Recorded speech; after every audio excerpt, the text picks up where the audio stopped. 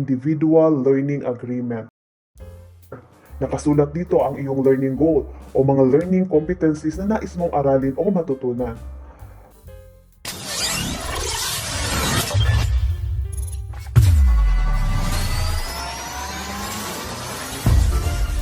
Sa paggawa nito, dapat hawak mo ang checklist of competencies or yung tinatawag natin na RPL Form 4.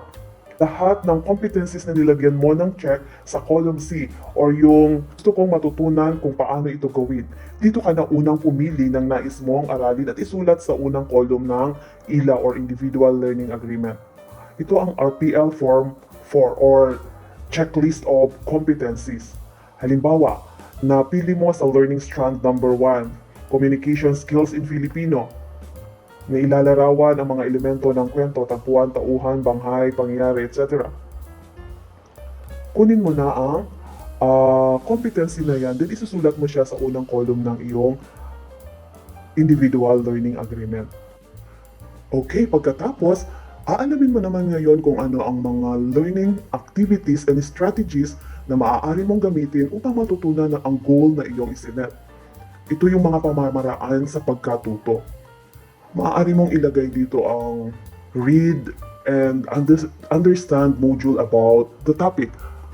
Example, marami tayong mga module na pwedeng magamit upang matutunan mo ang mga learning competencies. Maaari kang magtungo sa ICT for ALS. Ayan, marami tayong module sa ICT for ALS. Dahil ang learning competency na ating sinulat ay na ilalarawan ang mga elemento ng kwento, tagpuan, tauhan, banghay, pangyayari.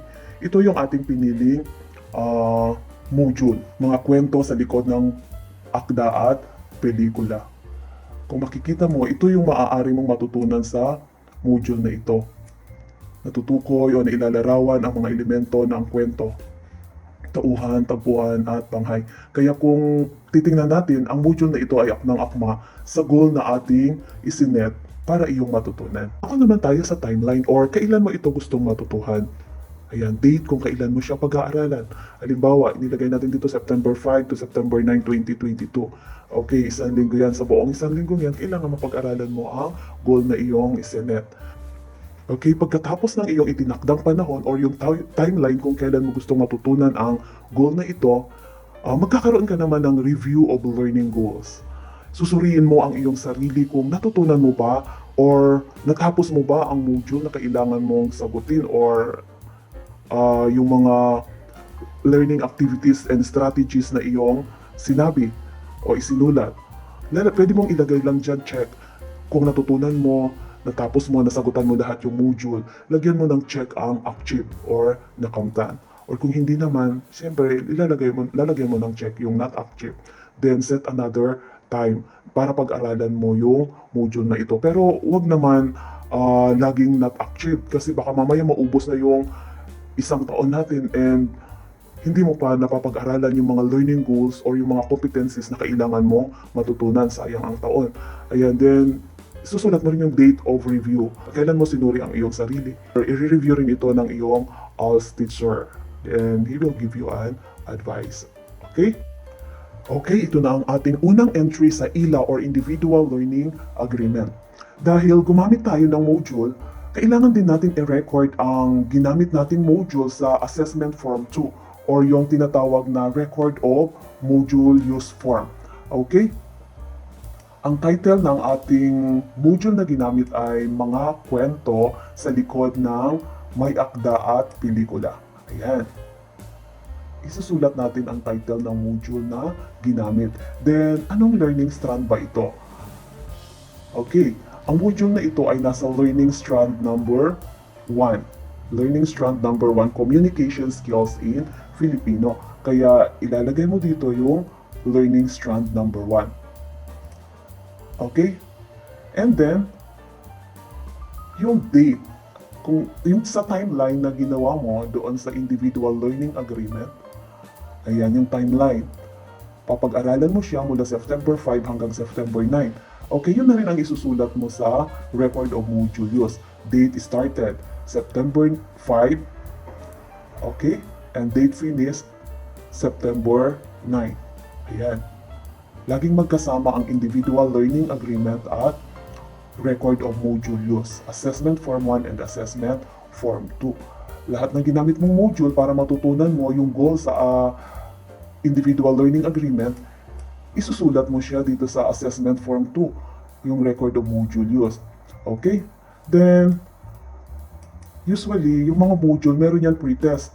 Una mong sasagutan yung pre-test, kailangan mo rin ma-record yung result ng iyong pre-test. Isusulat mo dito. Okay?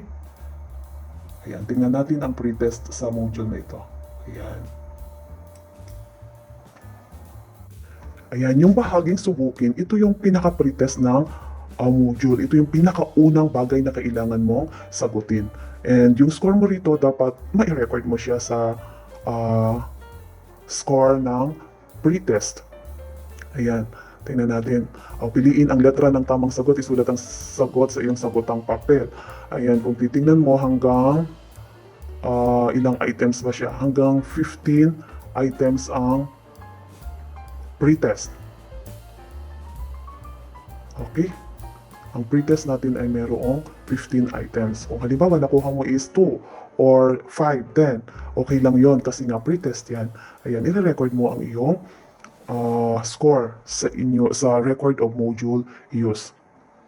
Okay? Ayan, napakarami mo kailangang sagutin, mga activities, mga gawain para sa module na ito. And then pagkatapos mong sagutin lahat ng mga gawain, lahat ng mga activities, basahin at pag-aralan ng module na ito, kailangan mo na sagutin ang post-test. Ito yung pagtataya. Makikita mo siya sa bandang hulian ng module, pagtataya. Ayan. Tingnan natin kung ilang items ang pagtataya. Ayan, meron siyang okay. Ayan. Meron lamang 10 items ang pagtataya. Okay. Kaya kung nakuha mo 10, very good, 10 over 10. Ibig sabihin na achieve mo ang goal dahil nasagutan mo ng tama ang post-test. Ano naman itong other related activities accomplished? Okay, halimbawa, maliban sa mga activities sa module, nanood ka pa ng Filipino movie. Yung halimbawa, Huling Ulan sa Tag-Araw. Okay, edi isulat mo, watch Filipino movie, Huling Ulan sa Tag-Araw, then recording the elements of the story.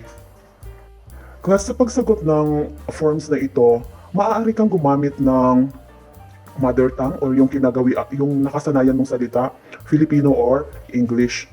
Okay. Halimbawa, ayan, watch Filipino movie, Huling Ulan sa Tag-Araw, recording the elements of the story. Ayan, yan yung isa pang activity na na-accomplish mo maliban sa module related sa topic. Okay? And then, ano naman itong learner self-assessment of performance or yung pagtatasa sa sarili sa pagganap. Okay. Habang ginagawa mo ba or inaaral mo ang module na ito, ano yung masasabi mo?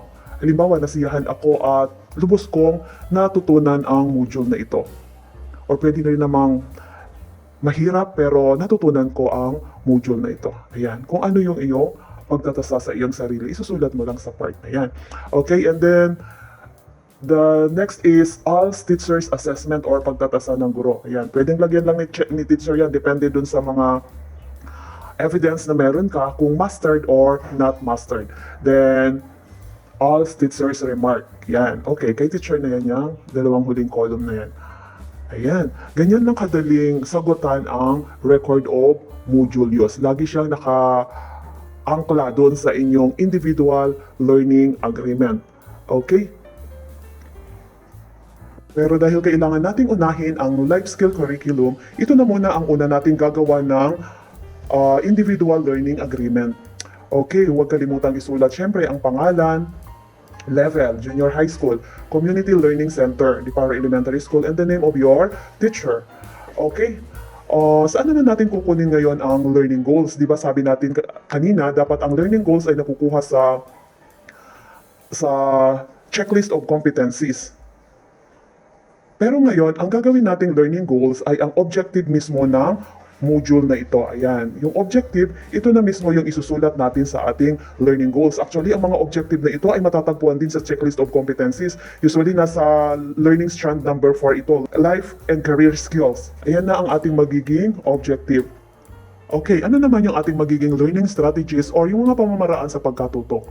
Siyempre, dahil module na yung ating gagamitin, ito na rin yung magiging ating strategies. Read and understand life skill module o Module 1, Personal Development, and perform accomplished activities in this module, attend face-to-face or online classes.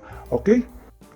Sa timeline, gagawin na natin itong August 29 to September 2. And then sa Module 2, Interpersonal Communication, September 5 to September 9. Then sa Module 3, Leadership and Teamwork, September 12 to September 16. Okay, and then review of learning goals, as teachers advice. Okay, and huwag kalimutang isulat lahat ng module na ginamit na yan sa record of module use. Ayan. Okay.